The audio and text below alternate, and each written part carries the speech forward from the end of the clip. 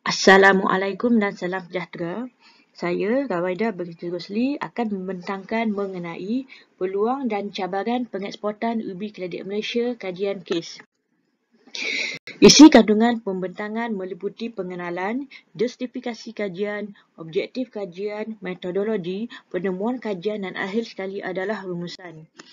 Sebagai pengenalan, keledek merupakan sebahagian daripada tanaman kontan, iaitu tanaman singkat masa kurang daripada 1 tahun tempoh penanaman.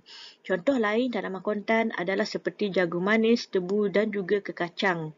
Menurut Perangkaan Agromakanan 2019, tanaman kontan juga tidak kurang pentingnya sumbangan kepada agromakanan negara, iaitu berada di tangga keempat selepas pengeluaran komoditi padi, buah-buahan dan sayur-sayuran.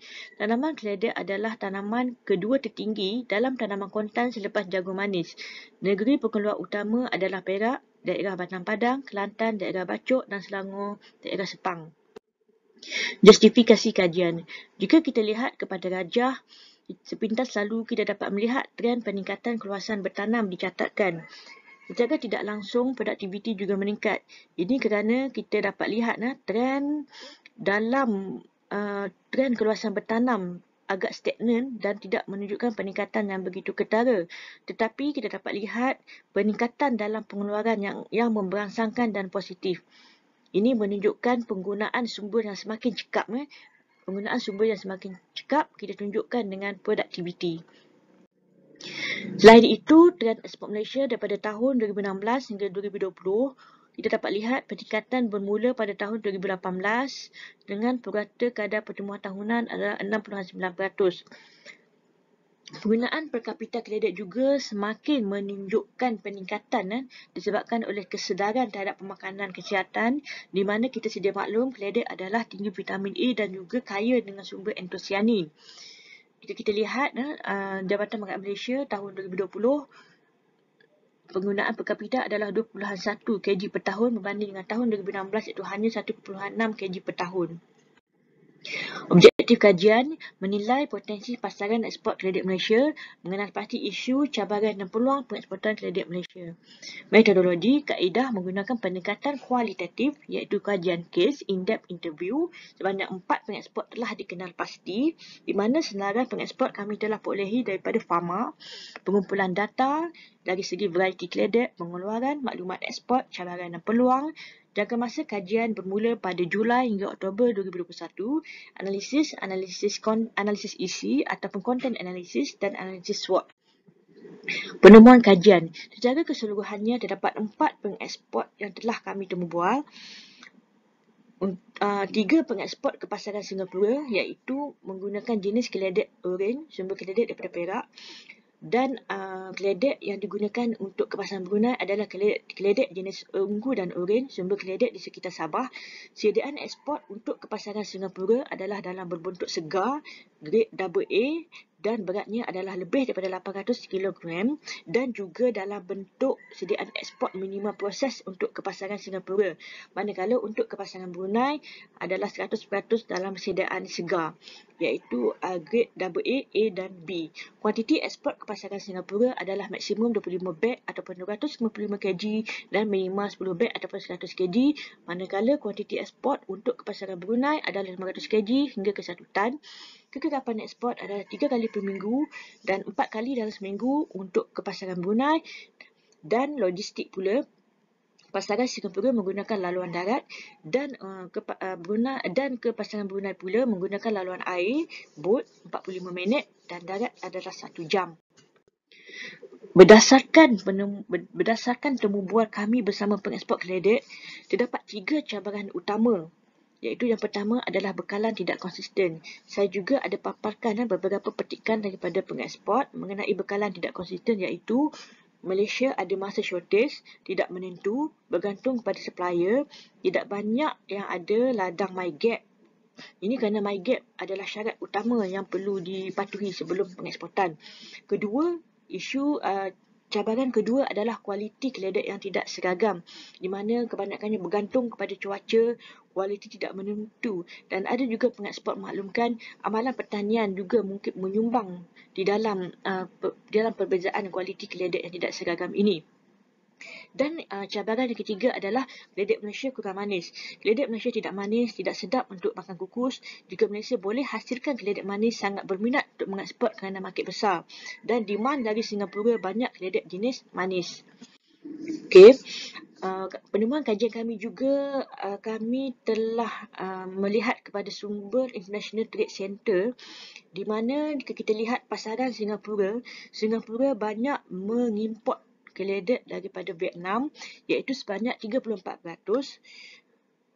diikuti dengan Jepun 27%, Indonesia 17% dan Malaysia 6%. Jika kita lihat, kebanyakan keledek yang diimport oleh Singapura iaitu Vietnam, Jepun dan Indonesia mempunyai ciri-ciri keledek yang manis. Ini menunjukkan market preference pasaran Singapura adalah keledek jenis manis. Malaysia pula mengeksport ke pasaran Singapura, kebanyakannya adalah jenis yang kurang manis dan kita banyak dalam berbentuk minimally processed. Okey, walau bagaimanapun untuk makluman semua, pada masa kajian dijalankan, kami juga telah mengenal pasti keledek Jepun yang sedang giat ditanam di 3 lokasi di Malaysia. Itu pertama di daerah Kinta, kedua di daerah Besut dan ketiga di KPM Sepang. Daripada penemuan kajian ini, kami mencadangkan 3 jenis keledek di Malaysia untuk pembangunan bagi memantapkan lagi, memperkasakan lagi pasaran ekspor. Iaitu yang pertama adalah keledek jenis Orange Ipoh, di mana kita target untuk minimally process bersaiz besar, lebih pada 800 kg. Target keledek Orange daripada Ipoh, daripada Perak ini, dia adalah kebanyakannya, majoritinya adalah besar dan dia mudah dipotong untuk kegunaan domestik. Di mana untuk kegunaan domestik di negara pengimport iaitu Singapura, dia banyak menggunakan keledek Orange jenis ini untuk dimasukkan ke dalam ramuan bahan masakan, terutamanya bubur cacar. Kedua, keledek Jepun, di mana Malaysia boleh membangunkan keledek jenis manis iaitu Jepun isi kuning ini, di mana kita target untuk makan segar untuk memperkasakan lagi pasaran ekspor kita, kerana dia lebih manis. Di mana jika kita tahu ikut kajian kita, pasaran Singapura dia prefer pada keledek yang lebih manis. Walau bagaimanapun, keledek jenis manis ini kita target untuk makan segar, kita tidak sesuai untuk buat minimally process kerana dia mudah teroksida. Kandungan gula dia, Brix dia agak tinggi. Kemudian Vitato. Vitato ni dia adalah sejenis keledek yang dia manis juga dan juga mendapat permintaan yang agak menggalakkan di kalangan industri, terutamanya pembuatan kuih tradisional. Walau bagaimanapun, kita tidak mampu untuk mengeksport kerana ketidakcukupan bekalan. Dan kita boleh membangunkan Vitato dengan skala besar untuk memantapkan lagi dan memperbanyakkan lagi skala bekalan kita ke pasaran ekspor. Okay, untuk pasaran Brunei pula, jika kita lihat pasaran Brunei, Malaysia, kita lihat data daripada ITC 2021, Malaysia sebenarnya berada di tangga yang pertama dari segi kuantiti. Kita mencatatkan kuantiti yang paling tinggi. Tetapi jika kita masukkan elemen nilai, kita berada di tangga ketiga selepas Australia dan Vietnam. Malaysia mengeksport keledek jenis ungu dan oren. Daripada kajian ini, pihak kami mencadangkan untuk kita memperkenalkan dan mempromosikan keledek ungu lembayung madi, kerana keledek ungu lembayung madi ni, keledek ungu ni dia kaya dengan antosianin, iaitu jenis antioksida yang berwarna pigmen ungu yang terdapat di dalam keledek itu. Okey. Memandangkan pasaran Brunei, dia tidak kisah jenis dan dia amat mementingkan manfaat kesihatan daripada keledek itu sendiri. Okey. Kami juga sertakan analisis SWOT, iaitu dari segi kekuatan Malaysia, logistik, kedudukan Malaysia yang berdekatan. Malaysia mempunyai hubungan dagangan yang baik. Singapura merupakan pasaran tradisional Malaysia, permintaan tinggi dan berterusan, negara pengimport dan industri, peluang, keledek Jepun, jenis keledek manis, hasilan Malaysia berpotensi tinggi jika dapat dihasilkan secara komersial untuk pasaran makan segar, pasaran ekspor Singapura, permintaan tinggi, keledek diproses minima 1 tan per bulan ke pasaran Singapura, keledek Vitato, grade yang sesuai untuk diekspor 800 gram darah semanis, dapat meningkatkan lagi share ekspor serta penembusan pasaran luar jika kita dapat memastikan bekalan kita adalah konsisten dan berterusan, dan peluang kita untuk mempergiatkan dan mempromosikan keledek unggul varieti madi yang tinggi dengan antosianin untuk pasaran Brunei yang amat mementingkan manfaat kesihatan. Dan walau bagaimanapun, kelemahan kita iaitu bekalan tidak konsisten, ketidakseragaman kualiti, dan kita masih lagi bergantung kepada import terutamanya di luar musim.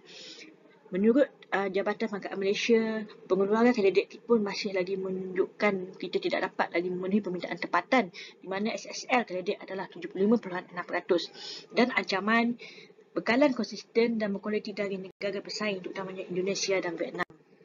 Secara rumusannya, pasaran ekspor Malaysia bagi kredit berpotensi tinggi dalam jangka masa panjang dengan memberi tumpuan penekanan kepada pertama, jenis kredit mengikut market preference negara pengimport. Kedua, isu ketidakcukupan bekalan perlu diatasi dengan lebih proaktif untuk memastikan kekonsistenan pasaran ekspor dan juga penembusan pasaran baru. Dan ketiga, potensi pengeksportan terbuka luas kerana Malaysia mempunyai hubungan dagangan dengan pelbagai negara selain daripada Singapura, pasaran tradisional Malaysia. Baiklah, sekian itu saja pemandangan daripada saya. Sekian, terima kasih. Assalamualaikum warahmatullahi wabarakatuh.